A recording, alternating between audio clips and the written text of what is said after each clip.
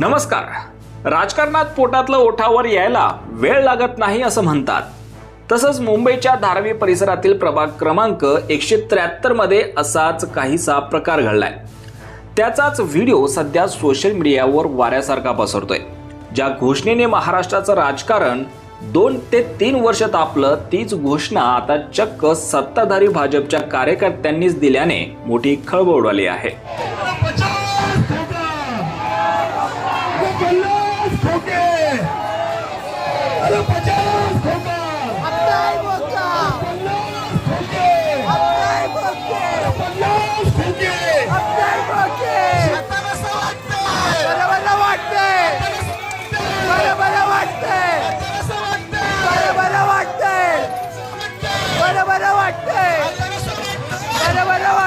हे दृश्य पहा. हातात भाजपचे झेंडे आहेत, गळ्यात भाजपचेच उपरणे आहे, पण घोषणा मात्र ती आहे जी विरोधक शिंदे गटाला डिवचण्यासाठी वापरतात. 50 खोके एकदम ओके. ही घटना घडली आहे मुंबईच्या प्रभाग 173 मध्ये.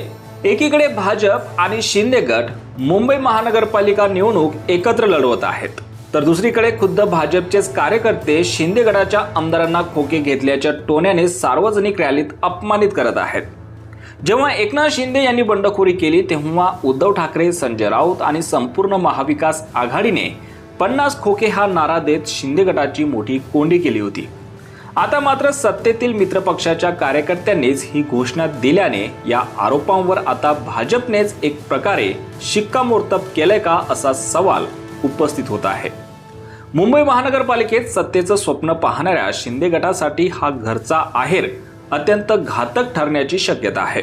एकूणच या एका व्हिडिओने मुंबईच्या आणि महाराष्ट्राच्या राजकारणात नवीन ठिणगी टाकली आहे. भाजप आणि शिंदे गट यावर आता काय अधिकृत भूमिका घेतात याकडे सर्वांचं लक्ष लागलं आहे. या व्हिडिओवर तुमचं काय मत आहे? तुमची प्रतिक्रिया कॉमेंट सेक्शन मध्ये नक्की कळवा. धन्यवाद.